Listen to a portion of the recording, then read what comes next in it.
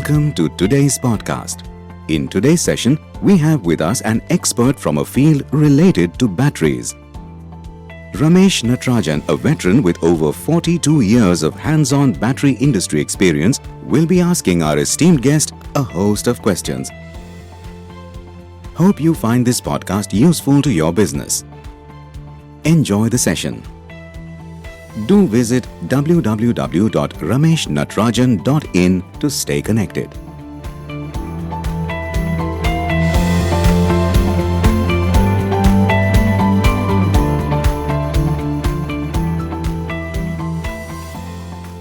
Welcome to today's episode of my podcast.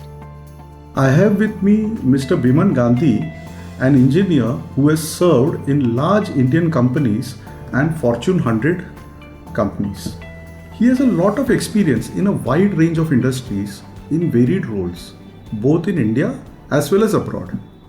He is now a sought after business and executive coach. He believes in improving business by empowering people. He focuses on working in the areas of mindset, toolset, and skill set. That's really very interesting. Mr. Biman has coached over 150 individuals, business owners, and entrepreneurs. Mr. Biman, I know that you do a lot of social work too. Can you please enlighten the listeners in brief about this role of yours? Thank you very much, Mr. Natarajan, first of all, for having me on this podcast. It's really an honor to be with you. Talking about my social work, it started about 10 years back when I joined one of the organizations called Bharatiya Yuva Shakti Trust, which is doing phenomenal work in the area of entrepreneurship development for more than 25 years. And I'm associated with them in the capacity of a mentor. And of course, I have taken some roles within the organization in their Pune cluster. So I have been an office bearer with them. I've been part of another non-profit organization called Pune Management Association. There also I served in the capacity of Director for Center of Excellence for Entrepreneurship Development. And then later on, I also took a role in Executive Committee. And another non-profit organization that I'm currently associated with is Toastmasters International, which is about 100 years old American origin organization, mainly working in the area of education, helping people to develop their communication skills and leadership aspects. And there currently I am a club president and also an area director. So this is my exposure towards social work.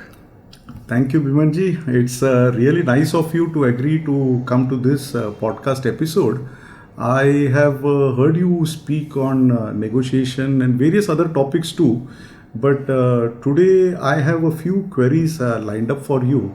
And the main aspect is on negotiation, because I really like the way in which you had explained various aspects of negotiation and all that. But before I start with my questions, I would like to share some insights with you that are specific to the battery industry. Like, you are surely aware of, how the battery industry is somewhat affected with the advent of EVs, the increase in data centers and focus on renewable energy systems. And with all these things coming up, they have introduced various battery chemistries in a market that was mainly dominated by lead-acid batteries. Due to this development, there have been some major upheavals and discomfort in the minds of lead-acid battery manufacturers. Okay. And competition has increased, users are becoming more demanding, and profitability is affected too.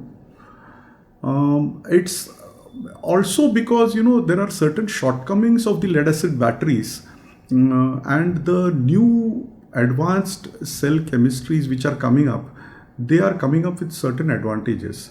So, of course, the lead-acid battery industry has to accept the change and go ahead. But there is always, some feeling like, okay, this new technology has come and then people are comparing our batteries with that. So I'm very confident that lead-acid batteries will continue. But then to some extent, a portion of the market has been taken up by lithium-ion and sodium-ion or whatever is still going to come, hydrogen and whatnot. So in this background, I have some queries for you, and I'm sure that the listeners shall benefit by listening to you, and I'm sure they'll gain from the knowledge and your varied experience. Sure, I will try. I'm sure you'll do a good job of this. So my first query is this, people often say that when it comes to negotiations, the best negotiations focus on value rather than price. Absolutely. But how can battery manufacturers ensure that the conversation remains centered on value? All right. So let's clear one thing of our deck to start with. When we talk about price and when we talk about value, that actually separates the bargaining and negotiation. Anything that is only and only centered around price is typically a bargaining and not a negotiation. But in the context of negotiation is the conversation where you have an opportunity to talk about the value that you are delivering, either through your product, be it battery or any other product, or your services, or the comprehensive solution that you are providing. That's precisely what you are delivering to the customer. And if your discussion is focused around the value, around the price, around the value that you are delivering, that you are delivering through your product solution or services, then the price discussion becomes secondary. I'm not saying that people will not agree or there is never an agreement or discussion about the price. It will come at the end of the day, but then that becomes secondary. Value takes the precedence. So that's the only difference. Now, talking about value, one of the things that any manufacturer, and especially the industrial product like battery manufacturers, can focus is on total cost of ownership. Whenever, and especially when the discussion is stuck around the price or any commercial term which has an possibility of translating that into some kind of cost, or the monetary value, then take a deep breath and think about how can you really position the total cost of ownership about your offering. Now let me just explain you with an example. You purchase a mobile phone, now there are thousands and thousands of models which are available in the market. You purchase one mobile phone, not just by looking at the feature, but maybe you found that this mobile phone is costing me 2,000 rupees less compared to the another one which is branded. Let's take that as an example. But the one which is costing slightly cheaper probably will have a high maintenance cost.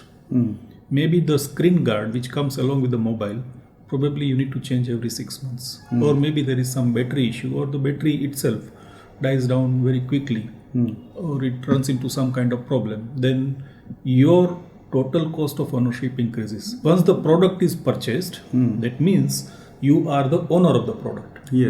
And then everything related to that product and related to the usage of that product is your cost. And most of the time people do not pay attention to that aspect. They only look at the cost of acquisition only.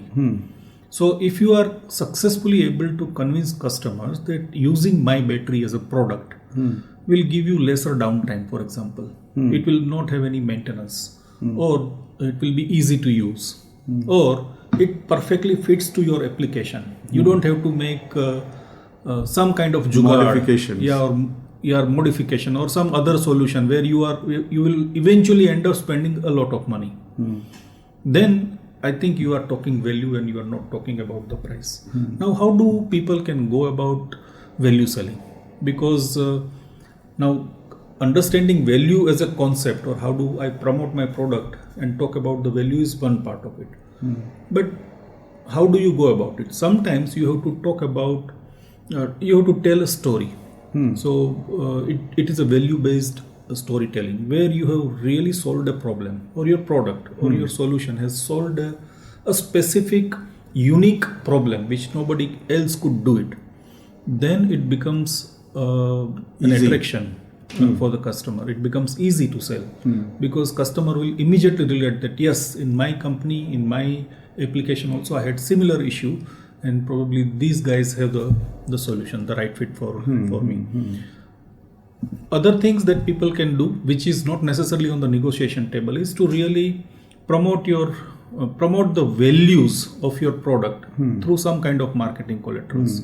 So you have to be a little bit aggressive about talking about the value. And if you look at some of the successful companies, like for example Apple, they only talk about what features they are providing. They don't talk about anything else. And then it kind of resonates with their target audience, and that's how they have been successful in doing the value selling. Remember, iPhone is the costliest phone compared to any other brand, but it still sells in high number even in a country like India. Why? Because they are focusing more on the value part of it. So basically, the person who is having a product and who is selling to the buyer has to have a lot of confidence in his own product. Yes, absolutely. And I'm sure, this is something probably many people lack, and confidence plays a crucial role in the effectiveness of a negotiation. So what strategies can business owners employ to boost their confidence before entering a negotiation? Yeah, I think it's a good question. Confidence plays play a huge role when it comes to successful negotiation. You think of scenarios when any conversation. And why I'm talking about conversation is negotiation is basically practiced in a conversation domain. Yes. There are two parties who are talking to each other.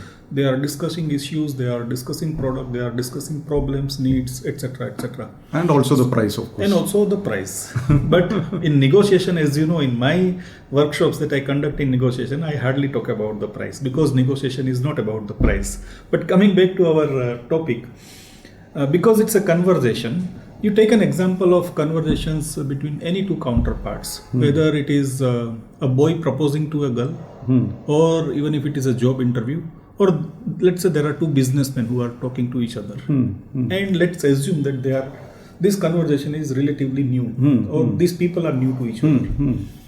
In a conversation like this, in a scenario like this, what people are basically checking is the confidence of their counterpart. Because they don't know much about the counterpart, about their product, about that company, right? Only thing that they try to judge or assess is the confidence. And I think when we talk about job interview, I think or girl and boy meeting for the first time, this is very, very relevant. They are just checking the confidence, and through that confidence, they are basically making some impression about the character of the person sitting in front of them or the company that they are trying to deal. So they are basically judging. Yeah, they are judging. Yeah, it's an assessment. So in a negotiation, they are also judging like how much more I can pressurize and how much that person will get pressurized. Yes. And what is going to happen. Yeah, absolutely. What can I get out of this? Right. So what helps in building the confidence is thorough preparation. You go with a lot of preparation, but before preparation, what comes is an information, because that helps to boost your preparation. Information about your counterpart, about their size, about their manner of dealing. Maybe some information is available in public domain. You try to get hold of all that information, and that actually gives a kind of mental map about the person that you are going to talk about. And this is something that we always have been doing as a student, isn't it? And once your information is collected, and the next thing before you go into exam, what you do is preparation. But as a student, when you prepare, you are preparing within the boundary. You know the boundaries of your curriculum. And accordingly you prepared, and you anticipated, predicted some questions, and 80% of them turned true, and that's how you have sailed through so far. But negotiation conversation, sometimes you also have to anticipate the scenarios, something which is likely to happen. So consider if, then what kind of scenario, okay, or what else kind of scenario also. So if you are kind of visualizing as part of your preparation, I think it will give you a lot of confidence even before you enter the negotiation conversation. So we talked about information A, B is preparation. The third thing is very important, is to know your purpose. Sometimes we want to strike a deal with a specific customer, and that's the purpose. We want to get an entry into that business or in that segment or a industry domain. That's the only purpose. As we say, by hook or crook, I want to get that customer. In that case, your primary objective is to get an entry. It's a penetration strategy. Then your margin is not really the concern, or it is secondary. So you need to really prioritize, what is my purpose here? My purpose is to take an entry, or my purpose is to really get associated with XYZ brand. Then rest of the things become secondary. So if you are very clear about your purpose, helps you a lot. And the fourth thing that helps to boost your confidence is to also know your limit. You being a player in the industry, you know that certain things are possible, certain things are not possible. So as long as you know your do's and don'ts and your limits and your bottom lines, that clarity gives you a lot of confidence with which you can enter into negotiation, and I think you will feel much better. So to add to this, I would say when it comes to knowledge and preparation, you also need to know a little about your own competition. Yeah, absolutely. That's part of your information gathering. Yeah, information gathering has to cover the competition also, in addition to knowing about the buyer. Yeah, absolutely. You need to know about your counterpart. I am specifically using the terminology counterpart. It could be anybody. Yeah, it can be buyer or seller, because sometimes you are in a seller's role, sometimes you are in a buyer's role. Absolutely. If you are going to buy a machine, that time you are in a buyer's role. Every single day. So you are in both roles. So basically you are saying a successful negotiator has to have a lot of good qualities, which is confidence. One of the good qualities is confidence and several skills. Absolutely. Yes. Yeah, but is there any one particular thing that works all the time for a fruitful negotiation? Yeah. So before we jump into that, let us try to understand what are those skills or qualities that a good negotiator should have. We talked about confidence already. Yes. An effective negotiator also requires to be a little bit more patient. Maybe there are some people who are naturally very patient. But they need to, when it comes to negotiation, they need to really slow down and be patient about, because things are not going to happen, let's say, in one conversation. So you be ready. And sometimes the discussion output that or outcome that you are expecting may not come in first 20 minutes. It may require 2 hours also. So you need to be really play it wait like and watch game. Yeah, play it like a game of chess. You have to just wait and watch. You have to understand what all different arguments or points are that are coming up from your counterpart. So that helps you a lot. You also have to be extremely solution oriented. Sometimes the customer says that, okay, I have this and that requirement. Now, whenever they say about a requirement, they are only talking about the surface level problems that they are facing, something that they are grappling with, something that is troubling them. And if you just pull out something out of your kitty or bag and say, okay, here is a solution, probably that may not work. Try to go a little deeper and talk about how exactly it is impacting to the customer. Now, this is what I call as solution orientedness. Because then you will be able to provide a better solution, and if you are able to provide a better solution, probably you stand a better chance to have a nice deal out of it. So be solution oriented. Another thing that is something that I always recommend in any role, not just in a role of negotiation, but it becomes very crucial when it comes to negotiation, is to be extremely good at listening.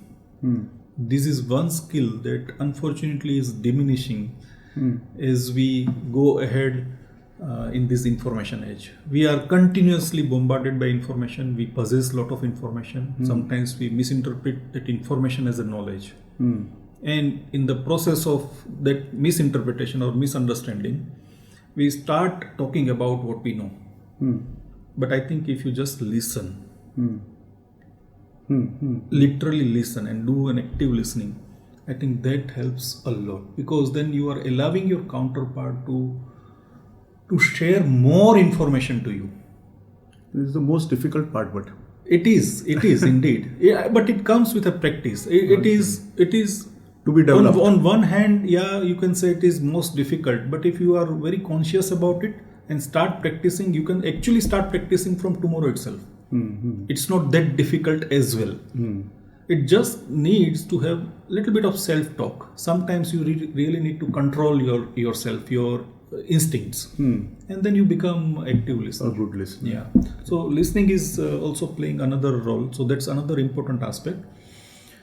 One more thing which is I think very specific to negotiation is to always wait for opening. So once assume that you are a good listener, you have been listening. Now listening does not necessarily mean that you are not speaking at all. Okay, active listening actually means that you are participating in the discussion and you are making some small interjections whenever necessary with appropriate gestures. Like we have been talking. Yeah. Whenever you thought like, okay, here is somewhere Mr. Gandhi is struggling to find the right word and you give me that word. It's an active listening. Then I know that you are really paying attention to the person sitting in front of you. Yes. And that's a huge respect that you are paying to me. And that's precisely what is required. So once you practice this active listening, you should wait for an opening, because when you are listening and allowing other party to speak more than you are speaking, there are very high chances that he will spill the beans. He will come out with something which is not surface level information, this is something which is underlying. His real problem, his real trouble, his limitations or the pains that he generally would not tell to anybody. Maybe he's happy with one of the suppliers, let's say, who happens to be your competitor. But when you allow him to speak, maybe you will come to know some weak areas in that relationship with your competitor. And then if you have a solution, you have an opportunity. So waiting for that opening can also be very, very useful. It's a kind of tactic that you can use when you are on a negotiation conversation. Yeah. So that window of opportunity opens the door for you to enter. Yeah, and I call it a full toss. In cricketing language, if you are offered a full toss, juicy full toss in the language of commentators, that full toss it deserves only to be sent out of the park, isn't it? Yes, that's what nowadays modern day cricketers do. So when you get that opening or a full toss, you wait for that full toss. And any good bowler, even like Bumrah, also sometimes give you a full toss. Yeah, that's there. So like I mentioned about in the case of battery, I said when a person is selling a battery, he's a seller. When he's buying a machine, he becomes a buyer. So businesses often negotiate with both suppliers and customers, each having a different status. Yeah. So are there distinct approaches or considerations when negotiating with these two groups? Yes, absolutely. But before we talk about the distinct approaches, let's talk about what is common between these two categories. Yeah. One of the key aspects in the business is long-term relationship, and you want long-term relationship with both of them, whether it is your supplier or it is your customer. But when it comes to the supplier, on one hand, you must focus on strengthening the relationship in such a way that you are also helping that supplier to grow. Doesn't matter whether that supplier is smaller than you in terms of size, turnover. So supplier means vendor. Yeah. Because in ISO language, supplier becomes different. But anyway, so we are talking of vendor. Yeah. Here. The entities from where you are purchasing your stuff, your goods. So your vendor or supplier. Yeah. So regardless of their size or volume or turnover, assuming that they are smaller than you, if you are taking care of their growth, if you are taking care of their well-being, believe you me, you are actually taking care of your growth and your well-being. If you allow them to grow, it contributes to your growth also. So this is something that you of course need to keep in mind. When it comes to supplier, again, well-being is also important there as well. Relationship is important there as well.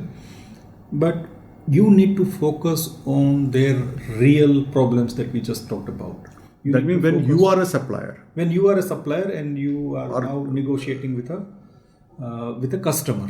Your customer to whom you are selling your goods, selling your batteries, your solutions. There you need to focus on their business driver. For example, there is a customer which is purchasing your batteries and he is most concerned about the downtime or let's say uptime in other sense. He wants to ensure that my uptime should always be higher than 99%. And that's where the battery kind of product comes in picture, isn't it? That is his business driver. You focus more on that. If you are able to do a good job on that, that actually becomes a value. And then he won't bother about the price again. The very first topic that we discussed about value versus price. So you focus on their business drivers. There lies their real pain areas. And if you have some remedies, some solutions to address their pain areas and fulfill their needs or address their problems, I think you are doing a great job when it comes to maintaining a relationship with your customers. So, in our industry, there is another thing which many small battery manufacturers do. They do a lot of jobs or, directly supply their product to large companies. Kind of a rate contract or job work. Yeah, job work or rate contract. And these are significantly large or dominant companies.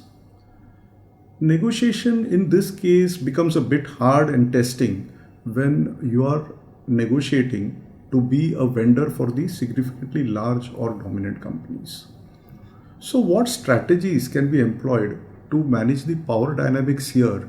Because in this case, the large companies have, highly qualified purchase personnel, they have a proper legal department, they have a lot of expectations from you in terms of how you keep your factory or how compliances and stuff. All these regulatory stuffs and compliances which are much more easier for them to do. True. And which is not a very easy thing for a small company to comply with. And in many of the cases, the small company, it's either a family owned company or a group of 2 or 3 partners or individuals who have come together.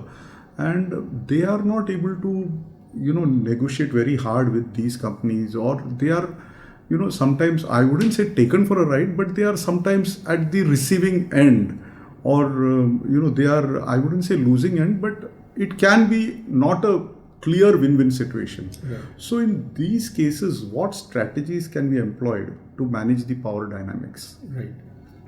I think this is a everyday situation. You take any 2 entities, one is going to be higher than the other in certain terminologies, in certain counts. For example, like we talked about size or the volume or the turnover or geographical spread and all that. So one company is going to be bigger than the other. Let's assume that the audience that we are addressing today are relatively smaller than their customers. So customers are actually enjoying something called as position of power. And it's absolutely very common and quite normal to come under the awe of that giant which is in front of you. Yeah. And you are in awe of that. Yeah, person, exactly. Yeah. And when you are in awe of that, what happens naturally to you is, as a business, not just as an individual, is that you are a little bit nervous, you are a little bit anxious about it. So what do we do when we are nervous or anxious? I think a lot of people have told us that when you are feeling nervous or being anxious about it, you take a little pause, take a deep breath or have a glass of water. Of course, this is something we are talking about negotiation conversation. So when you are going to talk with the people who are enjoying the position of power, here are a few things that you can keep in mind. One of the things is about your body language. Yeah. So when it comes to meeting with those people, make sure that you are giving a firm handshake, a very solid, firm handshake that actually conveys. Now, these are all subconscious elements. The person who is shaking hand with you, and if he registers that firmness in your shake hand, he will know that, okay, you are the one who is coming with great confidence. He knows that you are a smaller company. He probably has also made up a mind to squeeze you or to take you to the task during negotiation conversation. But your first handshake actually sends a silent unknown signal to him that you are coming here with great confidence. When you are on negotiation table, try to maintain a normal eye contact. Okay. And also don't let your shoulders drop. Now these are few things that you can always do. It might require a practice. Maybe in the anxiety you probably might do 2 or 3 or none out of this, but with practice it comes. So this is one thing that you can do when you are dealing with people who are enjoying position of power. The second thing is about communication. Your communication should be very firm, very clear. It should sound like you have come prepared. We talked already about information and preparation, so that should be reflected. Here is, now you are on table, you are discussing already. Information and preparation is something that you did in your bedroom, but now it's time to practice. So in your communication, your information, your knowledge should be exhibited to the fullest. That is one thing that you can do. Always try to be to the point, but do not miss out an opportunity when you actually need to elaborate. So when you need to really talk about you, don't shy away from talking about you. Sometimes, and I have experienced this myself as well, that when you are under the awe of a person who is giant, then sometimes you try to hide certain things about you. You don't like to talk about you. You think that, oh, why should I talk about me? Because he already knows about so many things.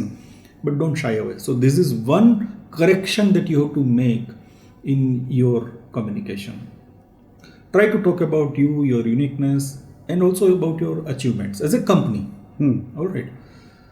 Then the third thing which comes handy when it comes to a situation like this is to really build a very strong rapport. And you can do this by finding some commonality. Remember that your customer and you are more or less in the same industry. Yeah. Yes. Especially when we are talking about somebody doing a job work, you are in the same industry. So that's one thing which is common. There are so many global factors which actually has an impact on both of you, more or less equally. Yeah, there are some economical conditions also, some other geopolitical reasons. So these are the common things. Try to have some short discussions around those aspects also, and that actually helps you a lot in building that rapport. And why rapport is important is because then the person opposite to you or your counterpart will start believing that you are one of them. Okay, that's what the rapport actually means. Sometimes you also have to provide validation. What people are talking about you. Earlier we talked about that you should not shy away from talking about yourself, but sometimes you also need an external validation. What people are talking about you, about your capability, about your overall competence, your years of experience, your depth of understanding, and things of that kind. So try to divert the discussion in that direction also. So that can also help when you are. And then of course, not to forget, even if you are sitting in front of a giant, remember your purpose. What's your purpose? Don't try to stay away from your purpose. So if possible, do not. If your purpose is to really work with that customer, you have a dire need to work with that customer. In Hindi they say garaz hai kaam karne ka. Say it openly. If it is appropriate, say it openly that I am willing to do anything. Okay. I'm flexible about certain things that you are expecting. Little difficult for me, but I'm flexible about it. But I want to work with you. That's my purpose. If you convey this correctly, I think you will see the distance between the giant and the minnow will diminish slowly. Yeah, that's what I would recommend. Good way of putting it now. Now we've been talking about the skills, the good qualities, and the dynamics, and also the ways of negotiation and everything. But despite following some of these best practices, some deals still fall through. What are the key indicators that it's time to stop the negotiation and walk away? Yeah. So when see negotiation, there are broadly there are two kinds of outcome, right? There is a deal or there is no deal. Deal or no deal. Deal or no deal. And what we are trying to touch upon here is a no deal kind of situation. Yes, there will be a lot of situations where deal does not go through. Does it mean it's an end of world? No, it doesn't really mean that, right? Yes. And I'm sure all the listeners today also would have experienced a no deal kind of situation. And I'm specifically avoiding the usage of word called failure or loss of business or loss of sales. It keeps on happening. It's just no deal.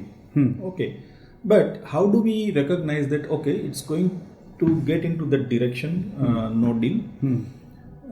And this is the time to really stop or walk away. When there is an unreasonable demand. Now, the very word unreasonable is very subjective. What is reasonable to me may be highly unreasonable for you. But you, being you have to identify what is unreasonable for you.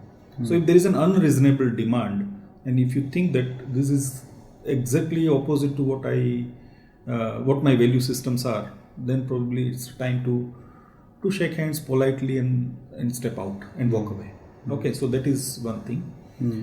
During the conversation, if you are not finding that we are not finding any sweet spot, or we are not actually conversing which is leading us to develop trust in each other, I think that's another indicator.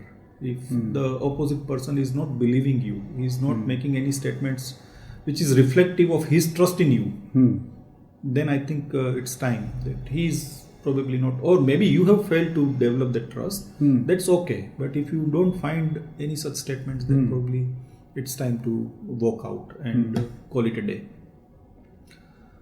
There are some impossible deadlocks also where opposing objectives are there. And when there are completely opposite objectives, obviously no party is going to give up. So that is another indicator that if the objectives are opposing, it's an impossible deadlock and we can't really break that. Of course, you give it a try. I'm not saying that you should simply just walk out. Give it a try. Maybe try to discuss something else for the time being, introduce some kind of humor, or do apply any kind of tactic that you know to make it happen, like one more try. But I think if you start feeling that I have given it enough try, then I think it's time to really walk out. The most important part is, although we have not talked about the price or the monetary or the cost part of it, but there is also something called as financial viability. If your discussion is actually exactly opposite to what is viable for you financially, then I think that's also one of the reasons for you to walk out. And of course, there are certain other considerations like ethical considerations, where people are trying to impose some unethical practices on you, and if that is not aligned with your values, your ethics, your way of living or working, I think that becomes another reason for you to politely walk out. But when you want to walk out, communicate it very clearly why you are calling it a day or no deal. Make it very, very clear.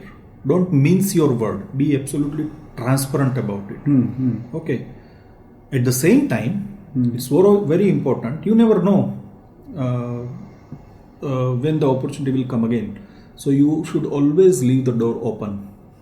Yeah, that's one advice that I would strongly give. That even if it is no deal, it's not an end of the world. It's not an end of the relationship. You should always keep that door open. You should not divorce permanently. Yeah. But and this is true. I have experienced it. Many a times the customer comes back because he faces some problem with the competition, or he feels that okay, I negotiated too hard, and it was because of me that this didn't go through. True. And he feels that he was unjust in making such a demand or something, but he doesn't want to tell you at that point of time. Yeah. And then he, because you've been polite and you've left the place saying it's okay, he gives a call back much later, maybe, or even not so much later. He gives a call and says, "Okay, let's sit back and let's reconvene and let's reorganize."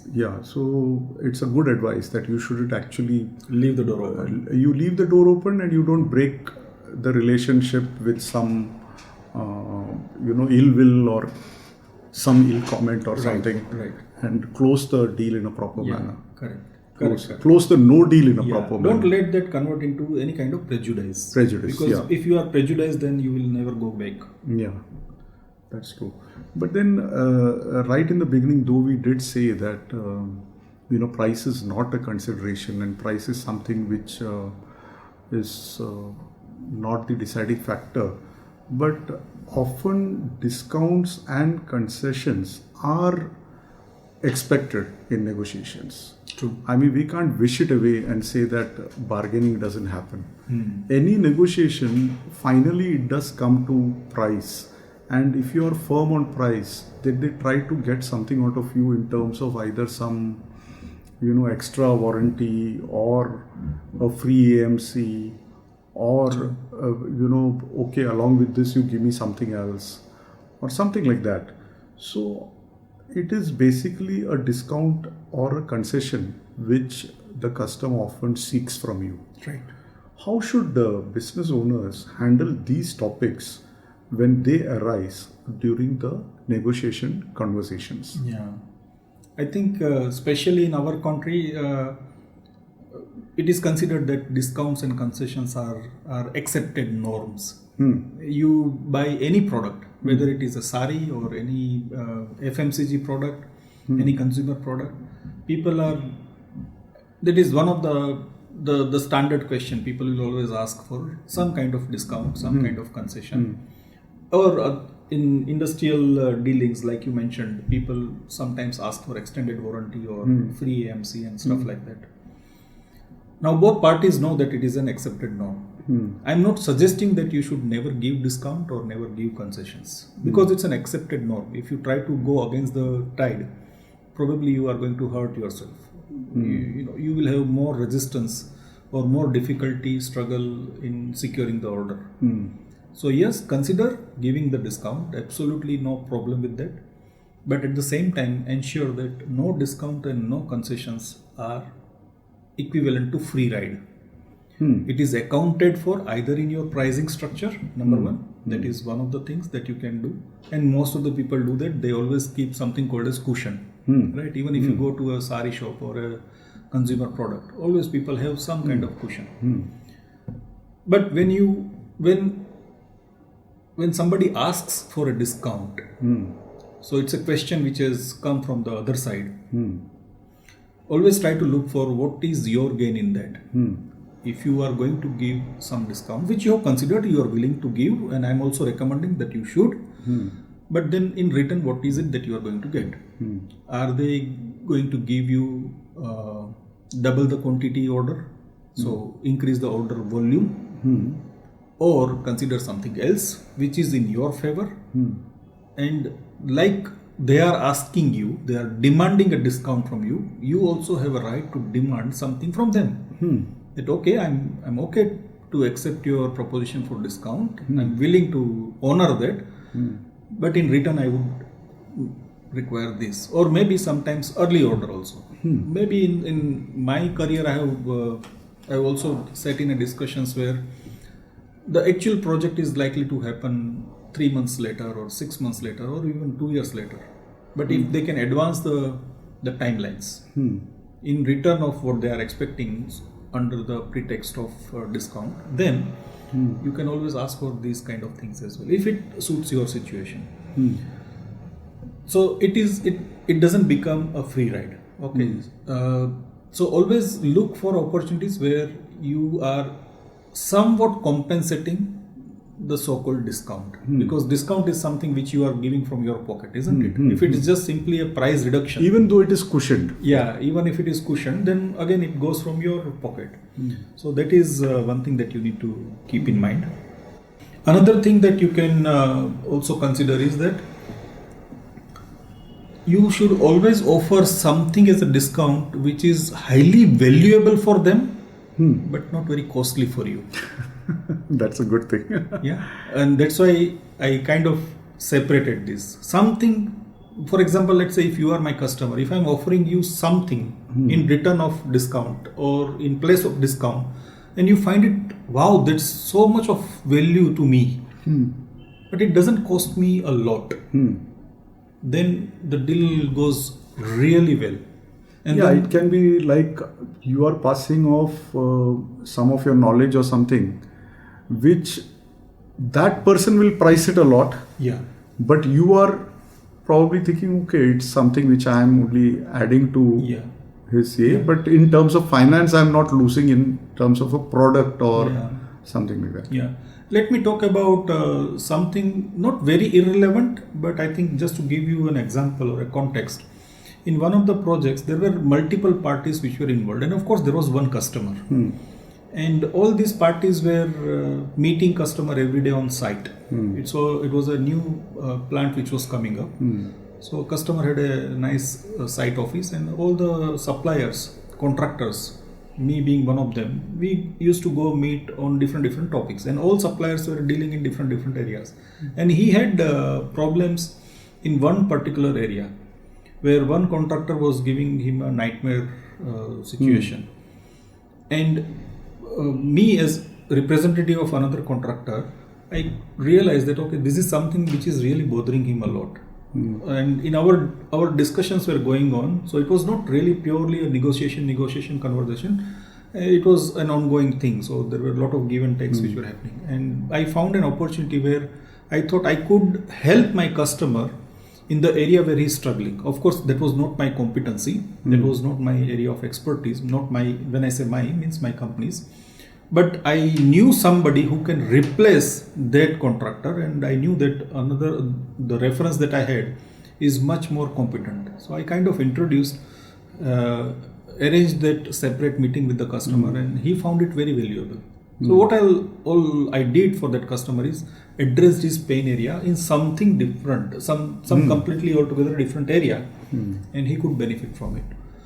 And that actually helped me to strengthen the relationship, and kind of it was my give to the customer. So not necessarily discount, but it was my offering to the customer. Yeah, some that is what I said. Some advice, some technical input, or something to ease the pain of the customer. Any kind of help that helps. Yeah, anything which helps him can always be beneficial. Right. Yeah, it's a good thing.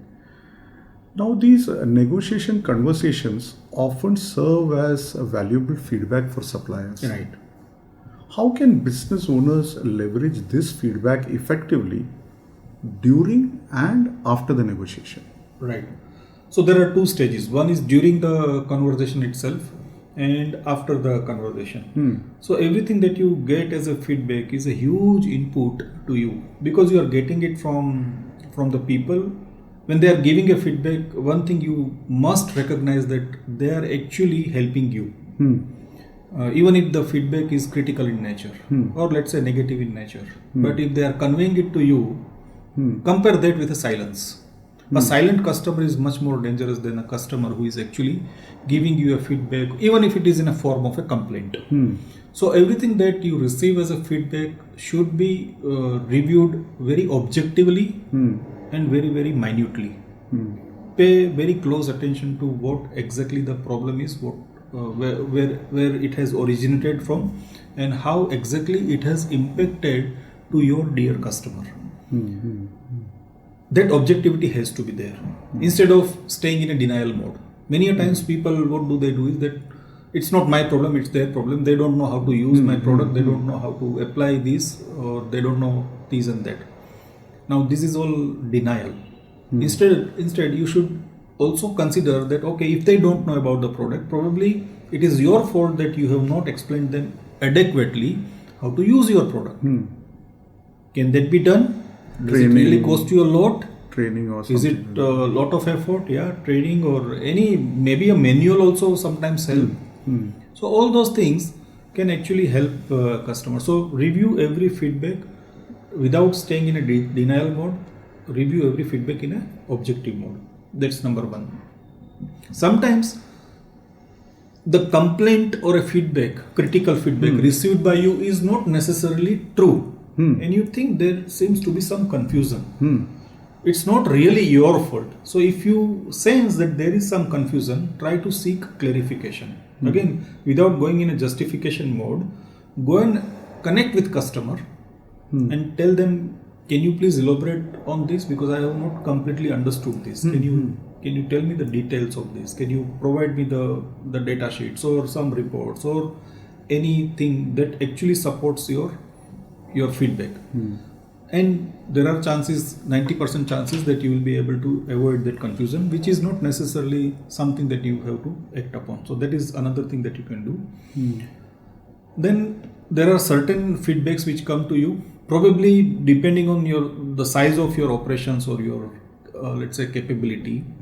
Not everything you can implement. Maybe your customer is actually asking for a lot. It's not financially feasible for you. But whatever is feasible for you, you actually should start traveling gradually in that direction. Whatever is possible, implement it. Whatever is not possible, don't bother too much about it, because you still don't have the resources. The resources, financial resources or otherwise also. You don't have that overall competence available to do anything about it. Just acknowledge, but make sure that you are working gradually in that direction. And every feedback, when you acknowledge, when you realize that yes, it was my fault, take corrective action and take timely corrective action. If you are able to do that, I think you will be able to really again go back and develop a strong relation with your customer. Yeah, that's very nice. Thank you, Bimanji. It's been an excellent session. And I really enjoyed listening to you, though I've listened to you earlier also on this topic, but every time you come up with something new and it's always an enjoyable experience that I have with you. I'm sure my listeners will also like to listen to you. And thank you very much, Mr. Biman. Yeah, it was a pleasure. And again, like I said in the beginning, it is an honor to be on your podcast. I have known you personally, so it was really a great opportunity. Thank you so much. Thank you, Bimanji. Thank you. Please do visit www.rameshnatrajan.in. Keep yourself updated about our new releases by hitting the subscribe button.